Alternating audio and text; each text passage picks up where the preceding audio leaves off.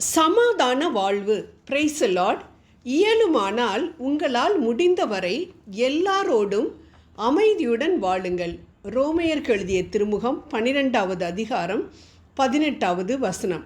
ஒரு நாள் ஒரு இறைவாக்கினரின் மனைவி இறைவாக்கினர் எலிசாவிடம் வந்து தன் கணவன் இறந்து விட்டதாகவும் அவருடைய கடன்காரர் தன் 2 பிள்ளைகளையும் அடிமைகளாக்கி கொள்ள வந்திருப்பதாகவும் அதனால் தனக்கு உதவி புரியுமாறும் கேட்கிறாள். அப்பொழுது எலிசா அவளிடம், உன்னிடம் என்ன இருக்கிறது என்று கேட்டபொழுது அவள் தன்னிடம் களையத்தில் சிறிது எண்ணெய் மட்டுமே இருக்கிறது என்று சொல்கிறாள். அப்பொழுது எலிசா அவளிடம், அண்டை வீட்டாரிடம் சென்று பல வெற்று பாத்திரங்களை வாங்கி கொண்டு வந்து அந்த வெற்று பாத்திரங்களில் உன்னிடம் இருக்கும் எண்ணெயை ஊற்று என்று சொல்கிறார். அவளும் அவ்வாறே செய்த பொழுது எல்லா பாத்திரங்களும் எண்ணெயால் நிரம்பி வழிந்தது. அதை விற்று கடனை அடைத்தாள் என்று நாம் 2 அரசர்கள் ராஜாக்கள் புஸ்தகம் 4ஆம் அதிகாரம் 1-7 வசனம் வரை பார்க்கின்றோம். இந்த பகுதியை நாம் கவனமாக படித்து தியானித்தோம் என்றால் நமக்கு ஆண்டவர் வெளிப்படுத்தும் ஒரு காரியத்தை அறிந்து கொள்ளலாம். அதாவது, எலிசா அண்டை வீட்டாரிடம் சென்று காலி பாத்திரங்களை வாங்கி கொண்டு வா என்று சொன்னவுடன் அவள் உடனே வாங்கி கொண்டு வந்தாள் என பார்க்கின்றோம். இப்பெண் கேட்ட பொழுது பக்கத்து வீட்டுக்காரங்கெல்லாம் சொல்லியிருக்கலாம், ஏன் கேட்குறீங்க, எதுக்கு கேட்குறீங்கன்னு கேட்டிருந்துருக்கலாம். இவளுக்கும் எதுவுமே தெரியாது, ஏன் எலிசா பாத்திரங்களை கேட்குறாருன்னு தெரியாது என்று சொல்லியிருக்கலாம்.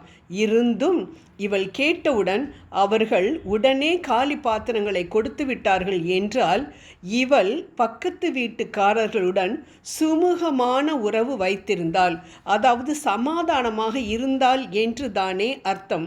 பக்கத்தில் யார் வசிக்கிறார்கள் என்றே தெரியாமல் வாழும் இவ்வுலக மக்கள் அநேகருக்கு இந்த பெண் ஒரு அருமையான வழிகாட்டி. அன்பானவர்களே, நமக்கு ஒரு அற்புதம் நடக்க வேண்டும் என்றால் நாம் அனைவரிடமும் சமாதானமாக இருக்க வேண்டும் என்பதை எவ்வளவு அழகாக ஆண்டவர் இங்கு எடுத்துரைக்கின்றார். நாம் கேட்பதை கொடுக்க அவர் தயாராக இருக்கின்றார். ஆனால் அவர் நம்மிடம் கேட்பதை அவருக்கு கொடுக்க நாம் தயாராக இருக்க வேண்டும். ஆம், அவர் நம்மிடம் கேட்பது என்ன? என்னிடத்தில் அன்பு கூறுங்கள், பிறரிடத்திலும் அன்பு கூறுங்கள், இவற்றை விட மேலான கட்டளை எதுவும் இல்லை என்று இயேசு மார்க் 12:30-31 சொல்வதை நாம் பார்க்கின்றோம். மற்றவர்களிடம் நல்லுறவை ஏற்படுத்தி விட்டு பின்பு வந்து உங்கள் காணிக்கையை செலுத்துங்கள் என்று மத்தேயு 5:23-24 கூறுவதையும் பார்க்கின்றோம்.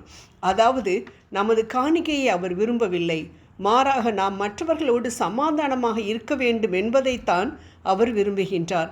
அவர் விரும்புவதை நாம் செய்தால்தான் அவர் நாம் விரும்புவதை நமக்கு கொடுக்க முடியும். ஆம் அன்பானவர்களே, நம் ஜெபத்திற்கு பதில் வராமல் போவதற்குரிய முக்கிய காரணமே மற்றவர்களோடு நாம் சமாதானமாக இல்லாததுதான்.